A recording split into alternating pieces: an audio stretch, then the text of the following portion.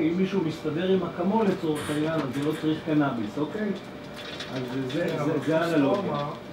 עידו גל רזון, לוחם, נכה צה"ל, מתמודד עם PTSD מאז השירות הצבאי שלי. היום אני חי עם סימפטומים. ההפרעה הפוסט-טראומטית שאתם מדברים עליה, אני חי אותה.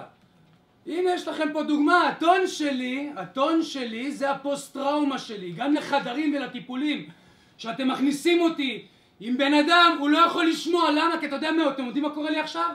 ההתפרצות, האדרנלין, אני חוזר לקרב, אני מתחיל להזיע, מתחיל לרעוד. המוח שלי פה משדר לי רפלקסים של מצוקה וסכנה. רפלקסים שאני לא מתמודד איתם, והתרופות שהבאתם לי החמירו את המצב שלי. התרופות שלנו גרמו לי לשרוף את המיטה שלי לאמא שלי בחוץ. שרפתי את המיטה, הגעתי למסקנה שאני לא אשן יותר בחיים.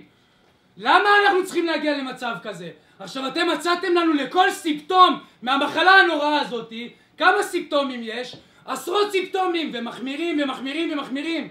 הגוף שלי הגיע למצב של קריסה, הוא לא יושן, הוא לא אוכל, אין לו תיאבון, הוא חלש.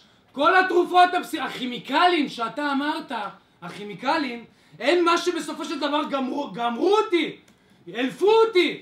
ההתכווצויות של שרירים, התכווצויות, דפיקות לב, עוד שנייה אתה הולך למות, ואתה גם ככה בפוסט טראומה, אז התרופות לא עוזרות לך.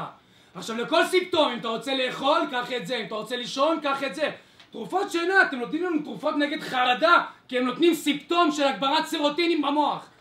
הגברת סרוטינים במוח, יש ל-MDMA, יש לאקסטזי, זה סמים. מי שפה בוועדה לרשות למלחמה בסמים, מבחינתי, זה סמים, אתם שיתקתם אותי.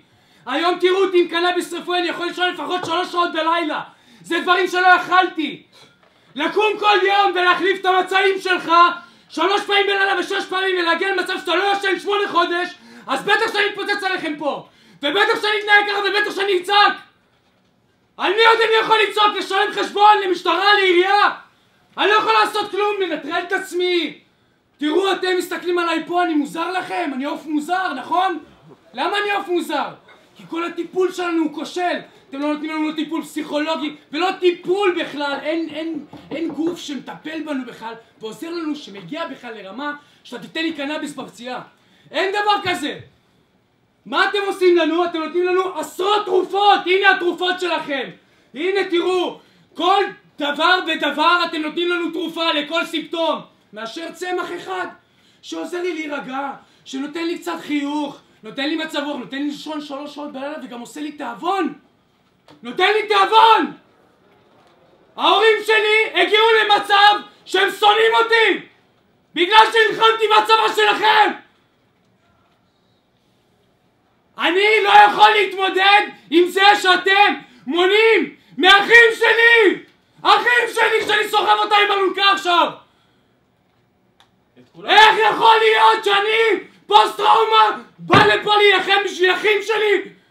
סוחב אותם כי הם מדממים, כי הם במחלקות פסיכיאטריות, כי אתם נותנים להם זריקות ואוי ואבוי אם תצעק.